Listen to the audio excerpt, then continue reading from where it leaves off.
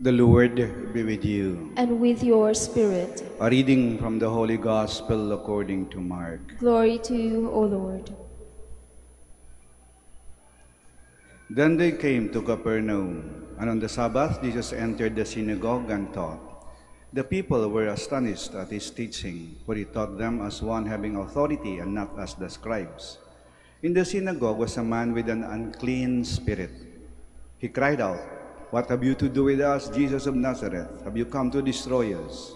I know who you are, the Holy One of God." Jesus rebuked him and said, "Be quiet, come out of him." The unclean spirit convulsed him, and with a loud cry came out of him. All were amazed and asked one another, "What is this? A new teaching with authority. He commands even the unclean spirits, and they obey him." His fame spread everywhere throughout the whole region of Galilee. The Gospel of the Lord. Praise to you, Lord Jesus Christ. Please be seated. Pinagaling ni Jesus ang isang taong sinapihan ng masamang espiritu, sinapihan ng demonyo. Paano? Binigkas niya lang ang isang salita. Anong sabi ni Jesus? Tumahimik ka. Be quiet. Tumahimik ka. Bakit pinapatahimik ni Jesus ang demonyo? Sapagkat ang demonyo ay hindi lang maingay, ang demonyo ay sinungaling. At dahil sa kasinungalingan na yan, ang daming mga nahulog sa kasalanan dahil ang demonyo ay manlilinlang, manunukso, tuso. Kaya kapag ka ikaw hindi nag-iingat, mahulog ka sa kasinungalingan ng demonyo. Lingunin yung buhay nyo. Maring hindi nyo alam, pero nahulog kayo sa kasinungalingan ng demonyo. Kasi yung demonyo ay gumagamit ng kasinungalingan para mahulog ka sa tukso. Sabi niya, "Sige na, gawin mo na. Minsan lang naman eh." Ha?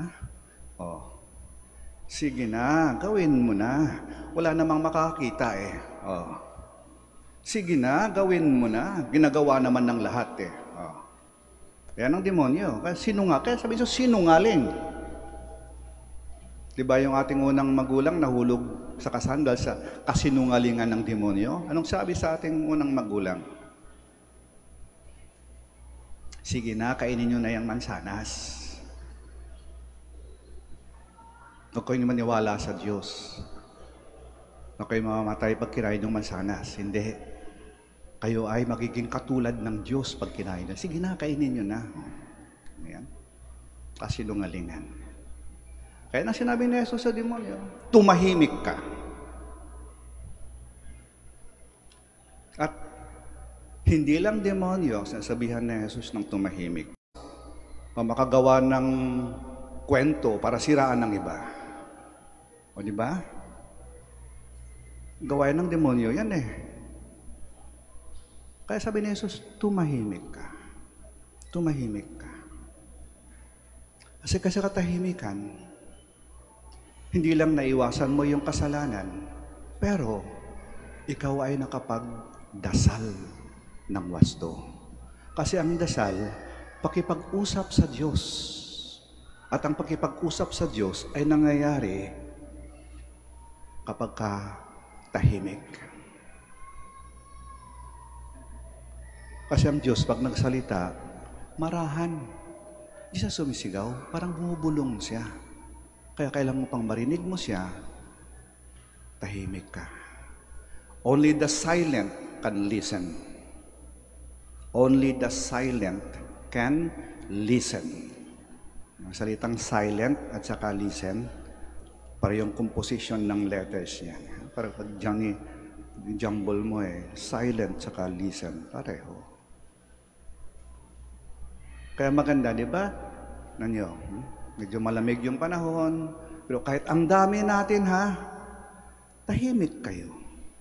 Nakikinig kayo. Ang ganda ng pakiramdam nyo. Ang sasabing, kung nga pala, totoo pa sinabi ni Father, hindi si Father nagsasalita, ang Panginoon.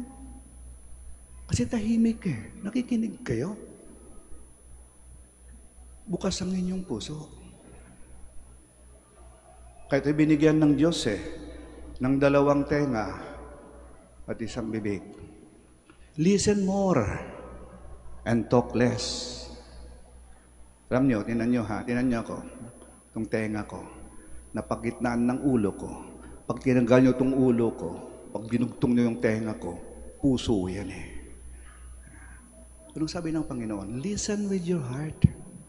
Pag makinig ka, gamitin mo yung puso mo. Pero para maawa ka, para magmahal ka, para magmalasakit ka, para magpatawad ka. Huwag mo lang gamitin yung ulo mo kasi pag ulo mo ginagamit mo, maghuhusga ka Maghanap ka ng dahilan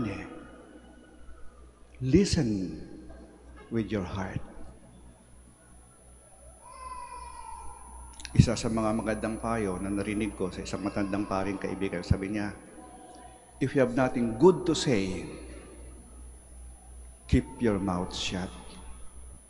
Pag wala kang magandang masabi, sara mo yung bibig mo, tumahimik ka.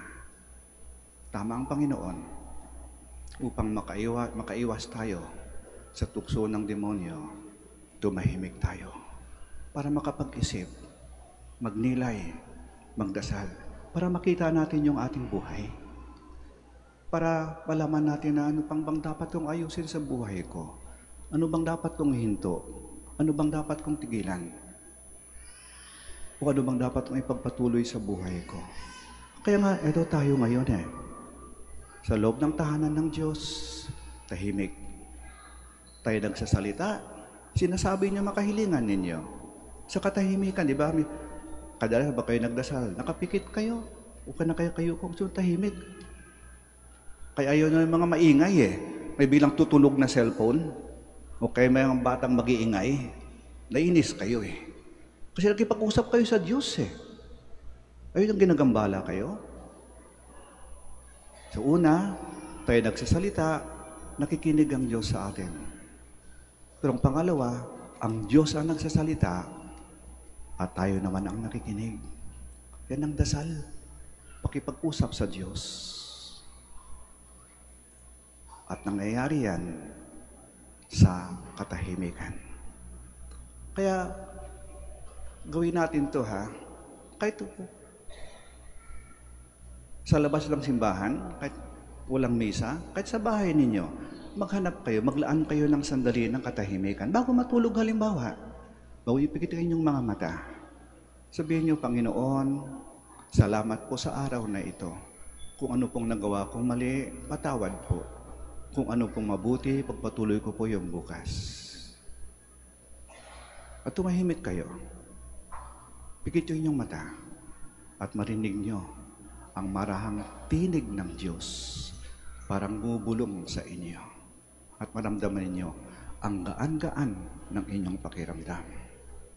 Sapagkat sa katahimikan, kinakausap ka ng Diyos at nananahan ang Diyos sa iyo.